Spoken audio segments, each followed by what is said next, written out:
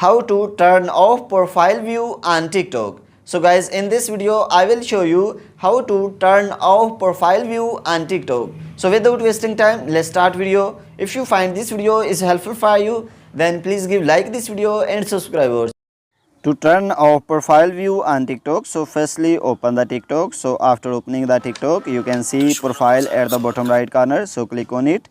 And then here is the option of 3 lines on the top right corner, so click on it. Then click on setting and privacy. So after click on setting and privacy, so just scroll down. So when you will scroll down, here is the option of privacy, so just click on privacy. So when you will click on privacy, you can see here profile view at the bottom side, so just click on it.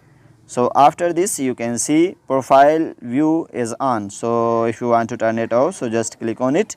So guys, you can see profile view option is off. So guys, in this way you can turn off profile view on TikTok. If this video is helpful for you, then please give like this video and subscribe our channel. Thanks for watching.